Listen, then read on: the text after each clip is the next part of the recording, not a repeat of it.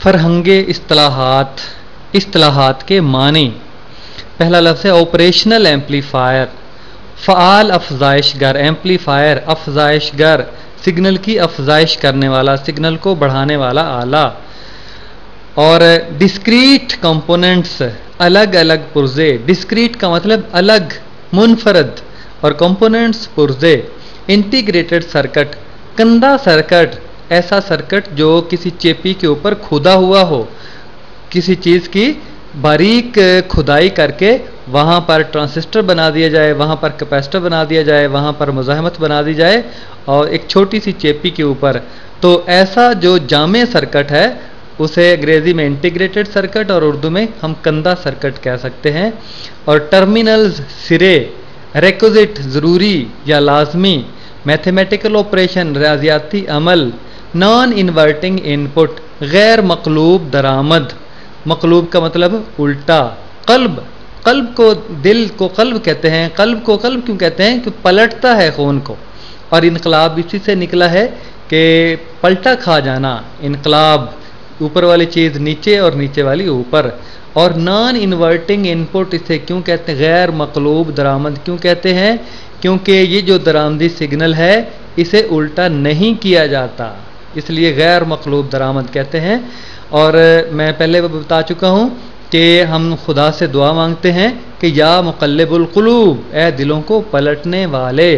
तो गैर मकलूब दरामद ऐसी इनपुट, ऐसी दरामद जिसे उल्टा करना ना मकसूद हो। इससे क्या मुराद है? सिग्नल को उल्टा करने से क्या मुराद है? आपको पता है सिग्नल के नशेब और फराज होते हैं, क्रेस्ट और ट्राफ होते हैं। तो जब सिग्नल को उल्टा कर दिया जाता है तो नशेब जो है वो फराज बन जाता है और फराज नशेब बन जाता है। और नीचे है इन्वर्टिंग इनपुट मकलूब दरामद, ऐसा सिग्नल, ऐसी दरामद जिसको उलटना मकसूद हो, जिसको पलटना मकसूद हो। इस स्लाइड का पहला लफ्ज़ है फेज शिफ्ट। हम इलेक्ट्रॉनिक्स जब भी पढ़ते हैं तो ये लफ्ज़ हम बार बार पढ़ेंगे, फेज शिफ्ट, हैती तब्दीली, हैयत की तब्दीली। कोई सिग्नल है, हम उसके लिए फेज शिफ्ट का लफ्ज़ इस्तेमाल करते हैं। हम कहते हैं फेज शिफ्ट जो है वो 180 है, हैती तब्दीली 180 दर्जे की है। उसका मतलब ये है कि सिग्नल का जो फराज है वो नशेब बन गया है, नशेब जो है वो फराज बन गया है। जो ऊपर चीज़ थी वो नीचे आ गई है, जो नीचे थी वो ऊपर चली गई है। और पैरामीटर्स का मतलब खदो खाल, खसूसियात। इनपुट रेजिस्टेंस, दरामदी मुज़ाहमत, जो सर्किट के दरामदी सिरों के ऊपर मौजूद होती है। जहाँ सिग्नल सर्किट के अंदर दाखिल होते हैं वहाँ की जो मुज़ाहमत है दरामदी मुज़ाहमत कहलाती है। और आउटपुट रेजिस्टेंस, बरामदी मुज़ाहमत, जहाँ कोई आला सिग्नल को बाहर निकालता है, हमें देता है, तो वो कहलाती है बरामदी मुज़ाहमत, बरामद करता है। तो गेन, गेन भी ट्रांजिस्टर की गेन और किसी एम्पलीफायर की गेन, इसका मतलब है हासिल, कि ट्रांजिस्टर, हमें ट्रांजिस्टर को या एम्पलीफायर को क्या दिया जाता है और उसके नतीजे में एम्पलीफायर हमें क्या देता है। बिस्मिल्लाहिर्रहमानिर्रहीम। ऑपरेशनल एम्पलीफायर, एम्पलीफायर का मैं पहले आपको बता चुका हूँ, इसका खूबसूरत तर्जमा है फजूंगर। मैंने इसकी पहले मिसालें भी दी हैं। और इसका दूसरा अफजाइशगर, कि ऐसा आला जो सिग्नल की अफजाइश के लिए इस्तेमाल होता है। ऑपरेशनल फ़आल, तो ऐसा एम्पलीफायर, ऐसा फजूंगर जो दूसरे एम्पलीफायरों की निस्बत ज़्यादा फ़ालियत के साथ काम करता है। तो ऑपरेशनल एम्पलीफायर मैं पढ़ता हूँ, आप ज़रा समझिएगा। एज वी नो दैट, जिस तरह के हम जानते हैं, N amplifier is an important electronic circuit. एक एम्पलीफायर, एक फजूगर एक ऐसा अहम इलेक्ट्रॉनिक सर्किट है that is used in almost every electronic instrument, जो कि कमो बेश हर इलेक्ट्रॉनिक आले में इस्तेमाल होता है। हम जानते हैं कि रेडियो है, टेलीविज़न है, टेप रिकॉर्डर है, कंप्यूटर है, बेशुमार इलेक्ट्रॉनिक आलात जितने भी हैं, कमो बेश हर आले में फजूंगर या ऑपरेशनल एम्पलीफायर इस्तेमाल होता है। So instead of making amplifier circuit by discrete components, discrete का मतलब अलग थलग, अलग अलग, मुनफरद, कंपोनेंट्स पुर्जे, तो फिक्रे को मैं पढ़ता हूँ। सो instead of making amplifier, amplifier circuit बनाने की बजाय बाय डिस्क्रीट कंपोनेंट्स, अलग अलग पुर्जों से, यानी अलग अलग पुर्जे जोड़कर एक एम्पलीफायर बनाने की बजाय the whole amplifier is integrated on a small silicon chip, पूरे का पूरा जो एम्पलीफायर है, पूरे का पूरा फजूगर है, सिलिकॉन की छोटी सी चेपी के ऊपर जो है वो जमा कर बना दिया जाता है। एक सिलिकॉन की छोटी सी चेपी, उसके अंदर ही पुर्जे खोद कर बनाए जाते हैं। तो हम कह सकते हैं कि सारे का सारा जो एम्पलीफायर है वो एक छोटी सी सिलिकॉन की चेपी के ऊपर जो है वो नस्ब कर दिया जाता है, बना दिया जाता है। And enclosed in a capsule, और एक कैप्सूल की शक्ल में, एक गोल शक्ल में या एक चिपटी शक्ल में, बंद शक्ल में उसे बंद कर दिया जाता है। Pins connected with working terminals, काम करने वाले सिरों के साथ जो पिनें लगी होती हैं, पिन्स कनेक्टेड, जो पिनें मुत्तसिल होती हैं, जो जुड़ी हुई होती हैं, विद वर्किंग टर्मिनल्स, काम करने वाले सिरे, सच एज इनपुट, जिस तरह के इनपुट है, दरामद है कि सर्किट की जो बाहर से सिग्नल या बाहर से वोल्टेज जहां जिन सिरों के जरिए से आती है, वो जो पिनें लगी हुई हैं उनकी बात हो रही है। Pins connected with working terminal such as input, output जो बरामद होती है वहां से, एंड पावर सप्लाई प्रोजेक्ट, और जो पावर सप्लाई है जो ताकत फराहम करती है, जो बैटरी है आउटसाइड द कैप्सूल, और इस कैप्सूल से जो बाहर लगी हुई होती है, इनके साथ जो पिनें लगी हुई होती हैं, इनपुट के साथ, आउटपुट के साथ, पावर सप्लाई के साथ, वो अगली तस्वीर में दिखाई गई है। आप ज़रा तस्वीर की तरफ देखें। सिलिकॉन की एक चेपी को सामने की शक्ल में एक एम्पलीफायर की शक्ल में बनाया गया है। देखें कि पिनें लगी हुई हैं, जहां 1 2 3 4 5 6 7 8 लिखा हुआ है, और इन पिनों के साथ जो है वो इनपुट, आउटपुट और बैटरी, यानी दरामद, बरामद और बैटरी के सारे सिरे इन पिनों के साथ जोड़े जाते हैं। फिर इनपुट मुहैया की जाती है और फिर बरामद हासिल की जाती है, बैटरी के कनेक्शन यहीं पे लगाए जाते हैं। तो ये एक मुकम्मल सर्किट है, बजाय इसके कि अलग अलग पुर्जों को जोड़ा जाए, सारे पुर्जों को इसी चेपी के ऊपर जमा कर, कंधा करके, खोद कर जो है वो नस्ब कर दिया गया है। मैं पढ़ता हूँ, आप ज़रा समझिएगा। The enclosed circuit of amplifier, जो एम्पलीफायर का जो बंद सर्किट है, is used by making requisite connections of these pins, इन पेनों, ये इस्तेमाल कैसे किया जाता है? Enclosed circuit of amplifier is used, जो एम्पलीफायर का जो बंद सर्किट है, इसे इस्तेमाल कैसे किया जाता है? By making requisite connections of these pins, इन पिनों के साथ मुनासिब और ज़रूरी जोड़ लगाकर, इन पिनों के साथ तारें लगाई जाएंगी। कुछ तारें जो हैं वो इनपुट के साथ होंगी, कुछ आउटपुट के साथ होंगी और कुछ बैटरी के साथ होंगी। तो इन तारों को दरामद, बरामद और बैटरी, सारी तारों को जोड़कर इसे काबिले इस्तेमाल बनाया जाता है। Such an integrated amplifier is known as operational amplifier, इस तरह का तनसीब शुदा जो एम्पलीफायर है उसे फ़ाल एम्पलीफायर कहा जाता है, फ़ाल अफज़ाइशगर कहा जाता है, और मुखफ़्फ़ तौर पर इसे OP डैश और बाद AMP लिखा जाता है, यानी operational amplifier. As it is sometimes use to perform mathematical operations electronically, और ये बाज़ औक़ात कुछ ऐसे अफ़आल, रियाजियाती अफ़आल को सर अंजाम देता है इलेक्ट्रॉनिकली, इलेक्ट्रॉनी अंदाज से रियाजियाती अफ़आल को सर अंजाम देने के लिए भी इस्तेमाल किया जाता है। इसका क्या मतलब है? रियाजियाती अफ़आल कौन से हैं? जमा, तफरीक, ज़रब, तकसीम, जज़र और इस तरह की दूसरी चीज़ें, उनको करने के लिए, अमली तौर पर करने के लिए ये सर्किट अमूमी तौर पर इस्तेमाल किया जाता है।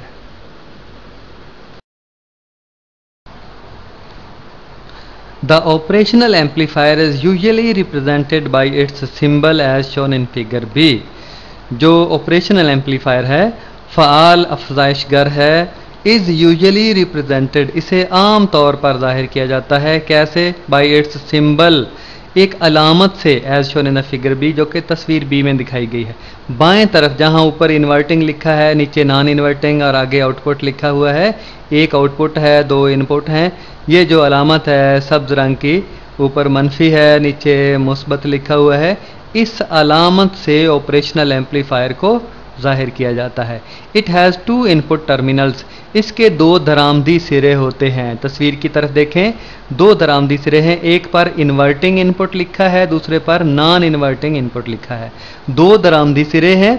इन्वर्टिंग का मतलब होता है मकलूब सिरे भी कह सकते हैं। मकलूब की मैंने पहले वजाहत की थी। हम दुआ मांगते हैं अल्लाह ताला से, या मुक़ल्लिबुल क़ुलूब, ए दिलों को पलटने वाले। तो मकलूब इनपुट, पलटने वाली दरामद। तो ऐसा दरामदी सिग्नल जो आगे जाकर पलट जाता है, जिसका फ्राज नशेब बन जाता है और नशेब फ्राज बन जाता है। फ्राज को अंग्रेज़ी में क्रस्ट कहते हैं और नशेब को ट्रफ कहते हैं। कितने खूबसूरत और आसान अल्फाज हैं उर्दू के। तो इस फिक्रे को मैं दोबारा पढ़ देता हूँ। It has two input terminals, इसके दो दरामदी सिरे होते हैं। One is known as inverting input, इनमें से एक मकलूब दरामद कहलाता है, जिसको मनफी को ब्रैकेटों में लिखकर जाहिर किया जाता है। मकलूब दरामद या पलट जाने वाली दरामद। And other non inverting input, और दूसरी गैर मकलूब दरामद कि जो आगे चलकर आउटपुट पे जाकर बरामद पे जाकर उल्टी नहीं होती, पलटती नहीं है। तो दो दरामदी सिरे हैं जो तस्वीर के अंदर दिखाए गए हैं। एक को मनफी ब्रैकेट में लिखकर जाहिर किया जाता है और दूसरे को मुस्बत को ब्रैकेट में लिखकर जाहिर किया जाता है। A signal that is applied at the inverting input, ऐसा सिग्नल जो कि मकलूब दरामद पर मुहैया किया जाता है, जो कि मकलूब दरामद इन्वर्टिंग इनपुट जो सिरा है वहाँ पर सिग्नल जो मुहैया किया जाता है, उसे क्या होता है, अपीयर्स आफ्टर एम्पलीफिकेशन, वो अफजाइश के बाद जाहिर होता है एट द आउटपुट टर्मिनल, बरामदी सिरे के ऊपर। बरामदी सिरा एक ही है, तो अफजाइश के बाद ये बरामदी सिरे पर जाहिर होता है। कैसे जाहिर होता है? With a phase shift of 180, 180 दर्जे के हैती जाविये में तब्दीली के साथ। जो हैती जाविया है, जो हैती तब्दीली है, वो 180 दर्जे की होती है। 180 दर्जे की तब्दीली से मुराद ये है कि जो फ्राज है वो नशेब बनकर जाहिर होता है और जो सिग्नल का नशेब है वो फ्राज बनकर जाहिर होता है, जैसा कि तस्वीर के ऊपर दिखाया गया है। ऊपर वाली जो दोनों तस्वीरें हैं वो इनपुट सिग्नल को जाहिर करती हैं, उनमें कोई तब्दीली नहीं है, नॉन इन्वर्टिंग, बगैर तब्दीली के वो उसी तरह से आउटपुट पर जाहिर हो जाती हैं। और जो नीचे वाली तस्वीर है उसमें देखें एक सिग्नल दिखाया गया है, पहले उसका नशेब है और उसके बाद फराज है, लेकिन जब आउटपुट पर बरामद पर जाहिर हुआ है तो जो नशेब है वो फराज बन गया है, जो फराज है वो नशेब बन गया है, यानी 180 दर्जे की हैती तब्दीली आई है उसके अंदर।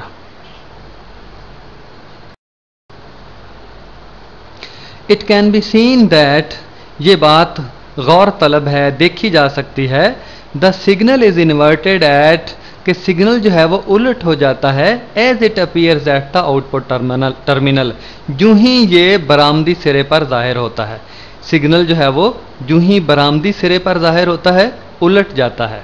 दिस इज वाई, इसी वजह से, यही वजह है कि this terminal is known as inverting, इस टर्मिनल को, इस सिरे को मकलूब सिरा कहते हैं, यानी उलट देने वाला सिरा कहते हैं।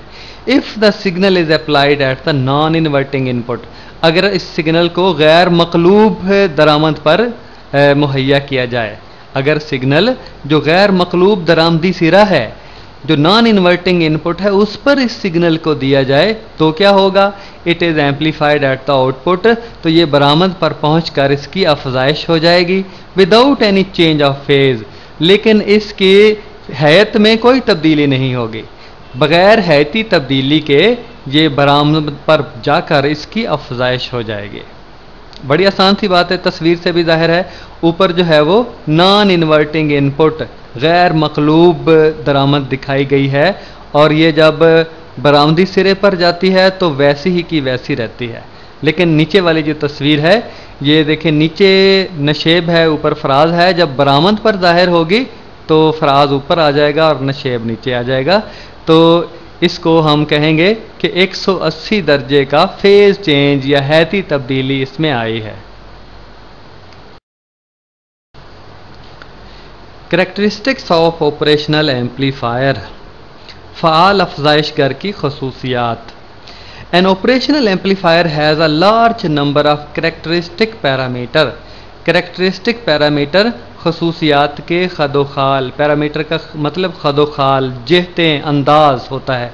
और करैक्टरिस्टिक पैरामीटर इसकी खसूसियात की मुख्तलिफ जहतें हैं, मुतअद्दद जहतें हैं, मुतअद्दद खदोखाल हैं, मुतअद्दद इसके इस्तेमालात के अंदाज हैं। तो N operational amplifier has a large number of characteristic parameter. एक जो फ़आल अफज़ाइशगर है उसके मुतअद्दद, उसकी खसूसियात के मुतअद्दद खदोखाल हैं। We will discuss only 3 of them, और इन खसूसियात में से हम सिर्फ 3 को ज़ेर बहस लाएंगे।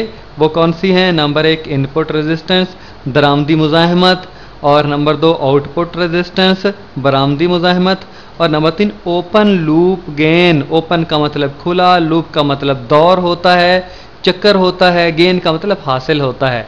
कि सर्किट जब खुला हुआ हो, इससे मुराद ना इनपुट ना आउटपुट ना पावर सप्लाई, न इनके साथ जो कनेक्शन नहीं लगे हुए हैं, तारें खुली हुई हैं, तो उस वक्त ये जो एम्पलीफायर है ये क्या हमें देता है, क्या हासिल होता है इससे, तो इसकी तौज़ी और तशरीह हम अपने मकाम पर करेंगे। तो ये 3 खसूसियात हैं जो कि आम तौर पर जिनके लिए जो ऑपरेशनल एम्पलीफायर है, फ़आल अफज़ाइशगर है, इस्तेमाल में लाया जाता है।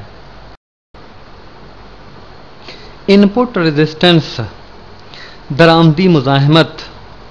It is resistance between plus and minus inputs of the amplifier as shown in the figure 18.25।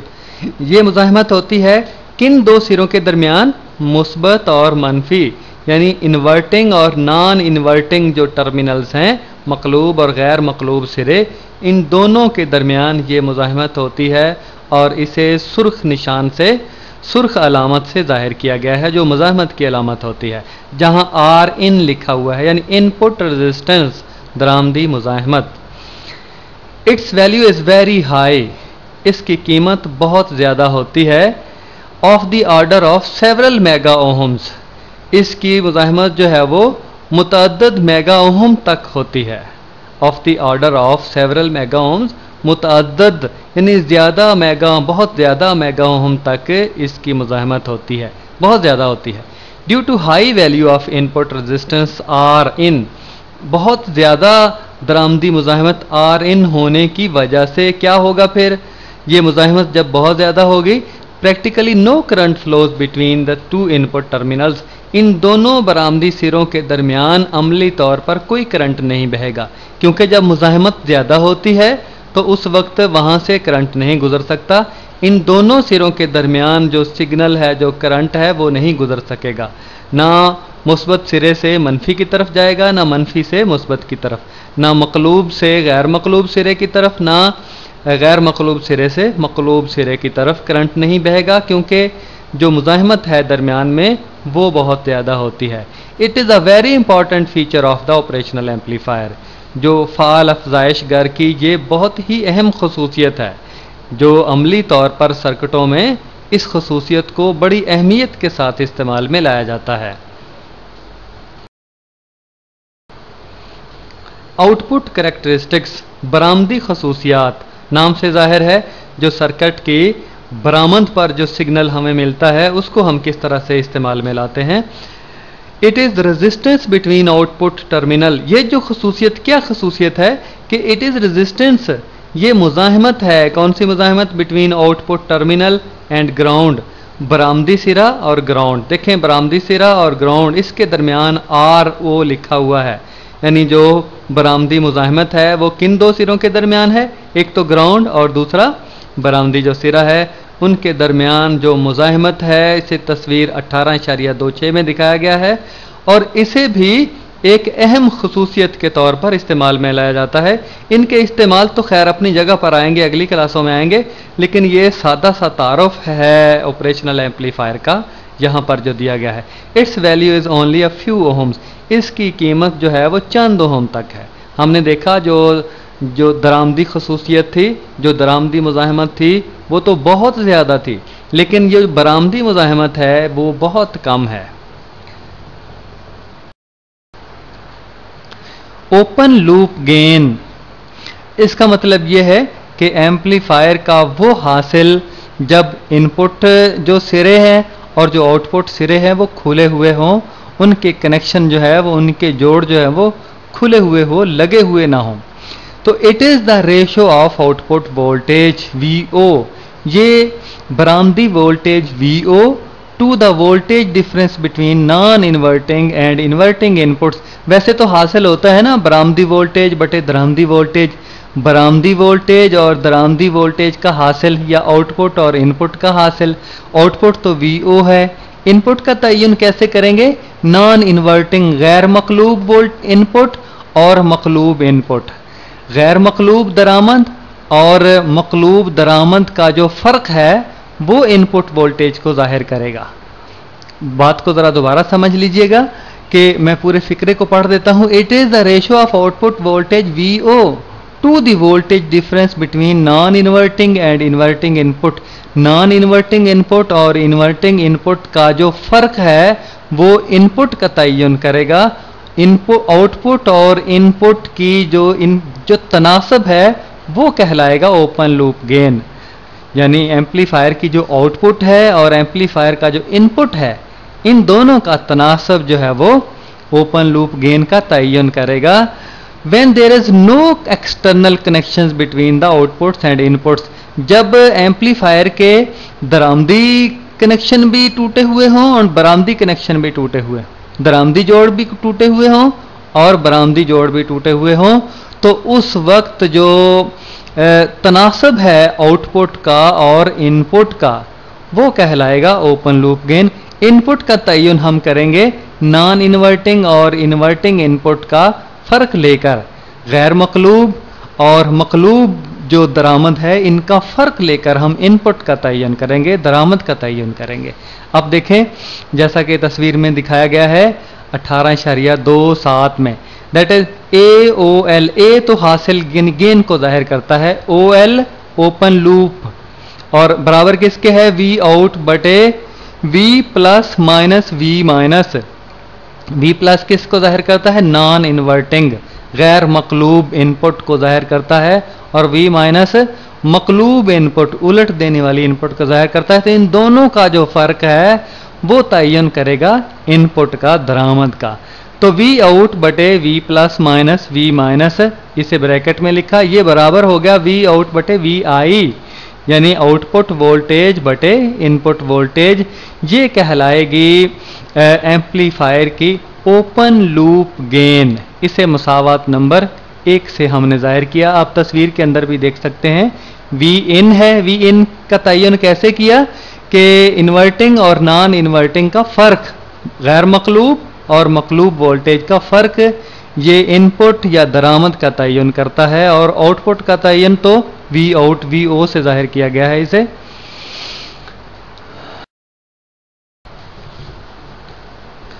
The open loop gain of the amplifier is very high. जो ओपन लूप गेन है एम्पलीफायर का वो बहुत ज़्यादा होता है। It is of the order of 10 rays power 5। ये कितना होता है? 10 की ताकत 5 होता है। इसकी क्या वजह है?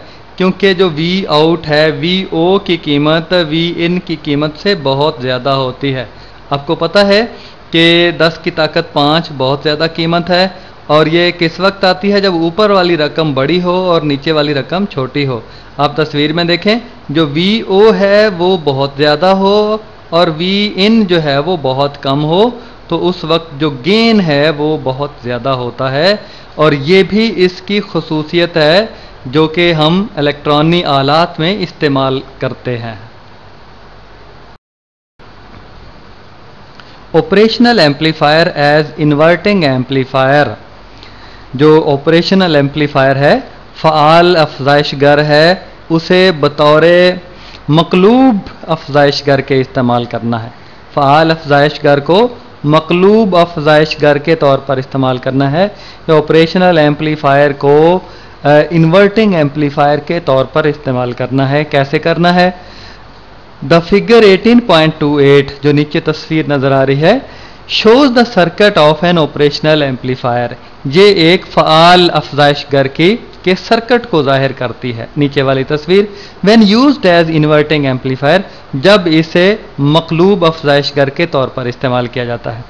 देखें, मकलूब अफजाइशगर के तौर पर इस्तेमाल किया जाएगा। जो सिग्नल दिया जाएगा ये एम्पलीफायर उसको बढ़ा भी देगा, उसकी अफजाइश भी करेगा और उस सिग्नल को उलट भी कर देगा, यानी उसके फराज को नशेब बना देगा, नशेब को फराज बना देगा। The input signal V which is to be amplified, input signal जो V है जिसे हमने बढ़ाना है, जिसकी अफजाइश मतलूब है, is applied as inverting terminal, इसको मकलूब सिरे पर मुहैया किया जाता है, मकलूब सिरे पर दिया जाता है, जिसे माइनस और ब्रैकेट के साथ जाहिर किया जाता है। Through a resistance R1, R1 मज़ाहमत के जरिए, यानी जिस सिग्नल को बढ़ाना मकसूद हो उस सिग्नल को कौन से टर्मिनल पर, कौन से सिरे पर दिया जाता है? मकलूब सिरे पर, मनफी सिरे पर, इन्वर्टिंग टर्मिनल के ऊपर दिया जाता है। किसके जरिए से? Through a resistance R1, R1 के जरिए से जो सिरा इन्वर्टिंग टर्मिनल है, मकलूब सिरा है, उस पर दिया जाता है, जिस वोल्टेज को भी, जिस सिग्नल को भी बढ़ाना मकसूद हो, जिसकी अफजाइश मकसूद हो। V out is its output, जो VO है वो इसकी आउटपुट को जाहिर करता है। ज़रा सर्किट की तरफ देखिएगा, जो R1 के ज़रिए सिग्नल दिया जा रहा है इसकी अफजाइश मकसूद है, और ये किस सिरे पर दिया जा रहा है? मकलूब सिरे पर दिया जा रहा है, उस सिरे पर दिया जा रहा है जिस सिरे का जो सिग्नल है उसको ये एम्पलीफायर जो है वो आगे उलट कर देता है, बढ़ाता भी है और उलट भी करके देता है। और जो VO है ये इसकी आउटपुट को जाहिर करती है। The non inverting terminal plus is grounded, तस्वीर में देखें, जो गैर मकलूब सिरा है जिसे जमा मनफी ब्रैकेट से जाहिर किया गया है, इस ग्राउंडेड, इसे ग्राउंड कर दिया गया है। किसी सिरे को, किसी तार को जब ग्राउंड कर दिया गया हो तो इसका मतलब यह है कि उसका पोटेंशियल सिफर होता है, that is it's potential is zero. इसका मतलब यह है कि इसका पोटेंशियल सिफर हो चुका है। वी नो दैट AOL, ए आपको पता है गेन को, हासिल को जाहिर करता है, OL ओपन लूप गेन, ये ओपन लूप गेन को AOL जाहिर करता है। तो वी नो दैट, हम जानते हैं कि जो ओपन लूप गेन है इज़ वेरी हाई, वो बहुत ज़्यादा होता है। जब कनेक्शन टूटे हुए हों तो उस वक्त इस एम्पलीफायर का जो हासिल है वो बहुत ज़्यादा होता है। कितना? Of the order of 10 raised power 5, 10 की ताकत 5। इसकी कोई इकाई नहीं है क्योंकि ये बरामद और दरामद के दरमियान निस्बत है, आउटपुट और इनपुट के दरमियान निस्बत है। तो ये जो ओपन लूप गेन है वो बहुत ज़्यादा होता है, 10 की ताकत 5 तक। सो अकॉर्डिंग टू इक्वेशन 18.5, जो मसावत 18.5 है, for the value of VO, V plus minus VO is equal to 0। तो V आउट आउटपुट वोल्टेज के लिए V plus minus V out, जो मुस्बत सिरा है, जो गैर मकलूब सिरा है, ना बदलने वाला सिरा है, उसकी आउटपुट के साथ फ़र्क लिया कि इनपुट कितनी है, यानी V प्लस कितनी है, और इसके नतीजे में हासिल क्या हुआ है V आउट, इसके फ़र्क को लिया। ये इसका फ़र्क सिफर होता है क्योंकि V प्लस भी ग्राउंड की हुई है और V0 जो है, जो V आउट है, आउटपुट जो है वो भी ग्राउंड की गई है। देखें ज़रा तस्वीर में, जो V प्लस है, जो गैर मकलूब ना बदलने वाला सिरा है, वो भी ग्राउंड के साथ है, और जो आउटपुट है वो भी ज़मीन के साथ जो है वो तार के साथ रखी गई है। V plus is ground, so V minus is virtually eight ground potential. जो बिल वास्ता जो V मनफी है वो भी ग्राउंड ही होगा, उसका पोटेंशियल भी सिफर ही तस्वर किया जाएगा। तो V प्लस भी और V मनफी भी, V प्लस तो बराह रास्त ग्राउंड है, उसका पोटेंशियल सिफर है, लेकिन V मनफी का आप देखें उसे ग्राउंड किया गया है, लेकिन R के साथ, R1 के साथ उसे ग्राउंड किया गया है। तो इनका पोटेंशियल हम सिफर ही तस्वर करेंगे। आइए अगली स्लाइड की तरफ चलते हैं। ज़रा पीछे वाली तस्वीर की मदद से हम इन मसावातों को हल करते हैं। देखिएगा, करंट थ्रू R1, R1 जो मुज़ाहमत है उसमें से कितना करंट गुजरता है, वो है I1। तो R1 में से गुजरने वाला करंट I1 है, और I1 किसके बराबर होगा, VI माइनस V मनफी, यानी मकलूब सिरे पर जो पोटेंशियल है, और जो VI पिछली तस्वीर की तरफ आप देख लीजिएगा, VI और जो मकलूब सिरे पर पोटेंशियल है इसका फ़र्क हमने ले लिया बटे R1। ये है R1 में से जो करंट गुजर रहा है। आपको पता है करंट बराबर V बटे R होता है, वोल्टेज बटे रेजिस्टेंस मुज़ाहमा। तो I1 बराबर VI minus V minus divided by R1। ये बराबर हमें पता है, हम पीछे देख आए हैं कि V जो मनफी है, जो मकलूब सिरे पर पोटेंशियल है, वो भी सिफर के बराबर ही है। तो V मनफी की जगह पे सिफर लिख दिया, तो VI माइनस सिफर बटे R1, तो ये बराबर हो गया VI बटे R1। तो ये है उस करंट की कीमत जो R1 मुज़ाहमत में से गुजर रहा है। इसी तरह करंट थ्रू R2 में से करंट जो गुजरता है वो I2 से जाहिर किया गया है। I2 बराबर किसके है, V मनफी मनफी V आउट। जो V मनफी और V आउट का जो फ़र्क लिया है उससे R2 से तकसीम कर दिया है। R2 में से जो पोटेंशियल है, R2 में से जो गुजर रहा जो पोटेंशियल है उसकी कीमत हम निकालेंगे V मनफी माइनस V आउट। ज़रा पीछे तस्वीर की तरफ आप जाएंगे तो आपको ये बात समझ आ जाएगी। तो V मनफी माइनस V आउट बटे R2, तो ये करंट होगा R2 में से जो गुजरेगा। आपको पता है V मनफी को तो हम सिफर पहले कर चुके हैं, और V आउट बटे R2 की कीमत जो है वो इसकी जगह पे नीचे लिखी गई है, मनफी V आउट बटे R2, तो बराबर ये आएगा मनफी V आउट बटे R2। ये है करंट जो R2 मुज़ाहमत में से गुजरेगा। इसके बाद आ गया ये, as practically no current flows between minus and plus terminals. जो ये दोनों सिरे हैं, मनफी और मुस्बत, मकलूब और गैर मकलूब सिरे, इन दोनों में से करंट नहीं गुजर रहा, इन दोनों के दरमियान करंट का बहाव नहीं है। So according to Kirchhoff's current rule, Kirchhoff का जो करंट का कानून है कि किसी नुक्ते की तरफ, नोड की तरफ जाने वाला करंट उसमें से फिर बाहर निकलने वाले करंट के बराबर होता है। तो I1 बराबर I2 हो गया। तो I1 की और I2 की कीमतें यहाँ दर्ज कर देते हैं। I1 की है V1 बटे R1, और I2 की कीमत है माइनस V आउट बटे R2। इनको आगे तरतीब से कर लिया है, V आउट बटे VI अलग करके लिखा है, और बराबर हो गया ये मनफी R2 बटे R1। तो ये उस वोल्टेज की तनासब है बरामद और दरामद, आउटपुट और इनपुट वोल्टेज का तनासब। ये किसके बराबर, मनफी R2 बटे R1 के बराबर हो गया। As V out divided by V in, VO बटे VI is defined as gain of the inverting amplifier. ये मकलूब अफजाइश गर का ये हासिल है, V आउट बटे VI ये मकलूब अफजाइश गर का हासिल है। मकलूब अफजाइश गर ऐसा अफजाइश गर जिसका बरामदी सिग्नल जो है वो ज़्यादा हो और 180 दर्जे का जो है वो हैती फ़र्क रखता हो। तो इस फिक्रे को मैं दोबारा पढ़ता हूँ, V out over VI is defined as a gain of the inverting amplifier. तो ये मकलूब अफजाइश गर का हासिल है। सो G बराबर है माइनस R2 बटे R1। तो G जो है वो गेन बराबर किसके हुआ, जो पीछे हम निकाल चुके हैं पिछली स्लाइड में, मनफी R2 बटे R1। इसे मुसावात नंबर 2 से हमने जाहिर किया है। The negative sign indicates that the output signal is 180 out of phase with respect to the input signal. जो मनफी की अलामत है वो जाहिर करती है कि जो बरामदी सिग्नल है वो दरामदी सिग्नल की बजाय 180 दर्जे के हैती जाविये के साथ है। वो बरामदी सिग्नल जो है वो दरामदी सिग्नल के साथ 180 दर्जे का हैती फ़र्क रखता है। इसका मतलब ये है कि जो दरामदी सिग्नल का जो फराज है उसकी जगह पे बरामदी सिग्नल में नशेब आ जाएगा, और जो दरामदी सिग्नल है उसका नशेब है जब वो बरामद पर जाएगा तो उस वक्त नशेब जो है वो फराज की शक्ल अख्तियार कर जाएगा।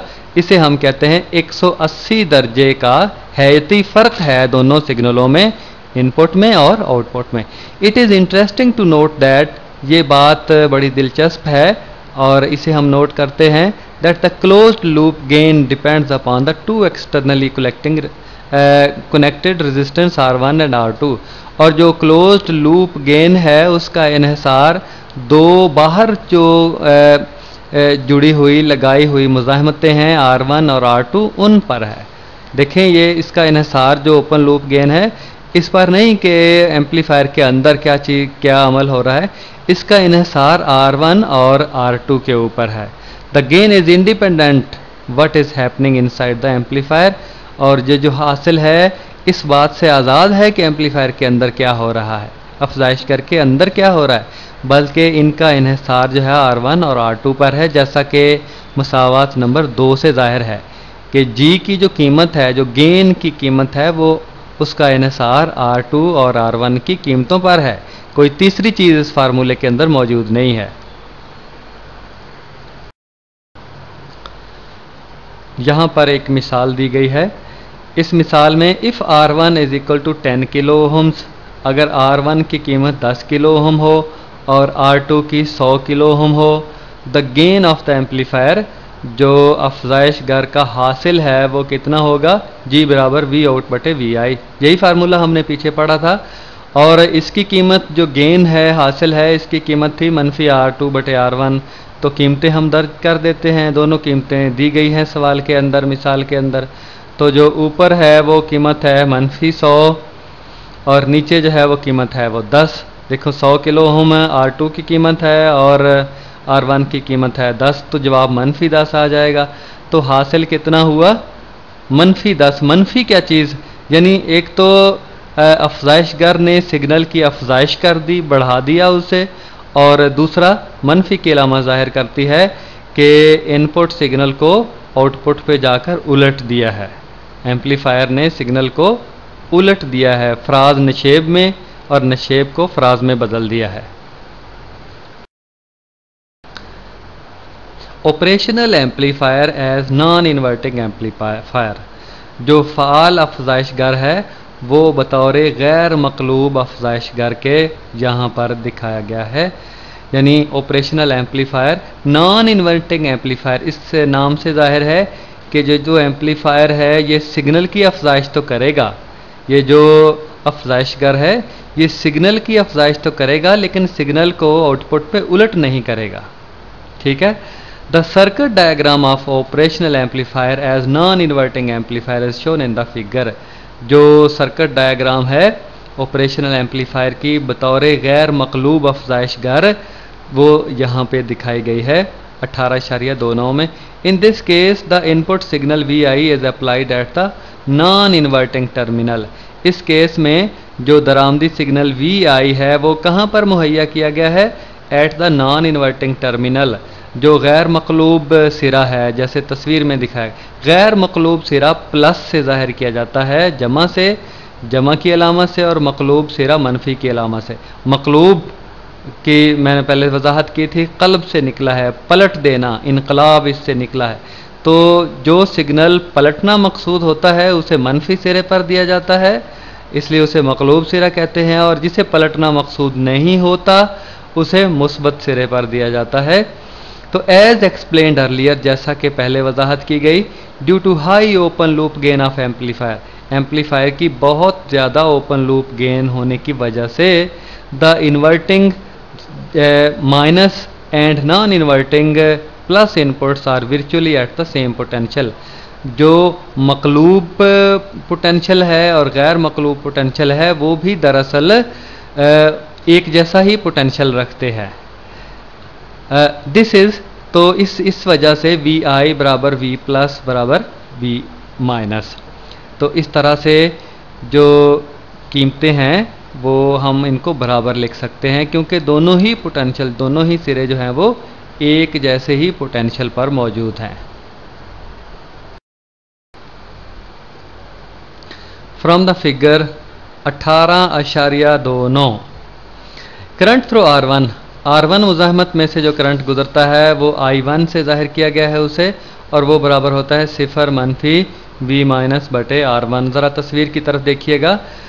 सिफर मनफी वी मनफी बटे R1, और ये बराबर हो गया सिफर मनफी वी आई बटे R1, क्योंकि हमें पता है वी आई बराबर था वी मनफी, जो पिछली स्लाइड में हम कर चुके हैं, तो वी मनफी की जगह वी आई लिखा हुआ है बटे R1, ये बराबर हो गया वी आई बटे R1। तो ये करंट है जो R1 में से गुजरता है। इसी तरह करंट निकालना है R2 में से, करंट थ्रो R2 बराबर I2, ये बराबर हो गया वी मनफी मानफी वी आउट बटे R2। और यहाँ पर भी हमें पता है कि वी मनफी की कीमत जो है वो वी आई के बराबर है, तो वी मनफी की जगह हमने वी आई लिख दिया, आगे वी आई मनफी वी आउट बटे R2। तो ये करंट है R2 में से जो गुजरता है। As practically no current flows between मनफी एंड माइनस एंड प्लस, जो मनफी सिरा है और मुस्बत सिरा है इसके दरमियान कोई करंट नहीं गुजरता, यानी मकलूब और गैर मकलूब सिरों के दरमियान कोई करंट नहीं बहता। सो बाय किरचफ्स रूल, जो किरचफ का कानून है कि किसी नुक्ते की तरफ जो करंट जाता है वो उसके बराबर होता है जो उस नुक्ते से निकलता है। तो इस तरह I1 बराबर I2 के हो गया। I1 की कीमत है मनफी वी आई बटे R1 और I2 की कीमत है V I minus V out बटे R2। तो यहाँ से ज़रा तरतीब के साथ लिखिए, तरतीब 9 के साथ लिखा तो वी आई मुश्तरक है दोनों तरफ की रकमों में, इसे इकट्ठा कर लिया और फिर 1 बटे R1 जमा 1 बटे R2 और बराबर आ गई वी आउट बटे R2। तो आप जानते हैं कि वी आउट बटे R2, वी आउट और वी आई अलग कर लिए। देखें जो दोनों रकमों में वी ओ था और वी आई था, इनको बाएं तरफ अलग करके लिख लिया वी ओ बटे वी आई। ये बराबर किसके हुआ, ज़रा कापी पेंसिल लेकर बैठें और इसको हल कर लें।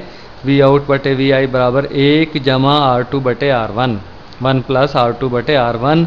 ये किसकी कीमत है, इसे मुसावात नंबर 3 से जाहिर किया। ये हासिल है, ठीक है, ये गेन है जो पीछे सर्किट हमने देखा है, पढ़ा है कि जहाँ पर सिग्नल की अफजाइश तो होती है लेकिन आउटपुट पे सिग्नल की जो हैयत है उसमें कोई तब्दीली वाक़ई नहीं होती।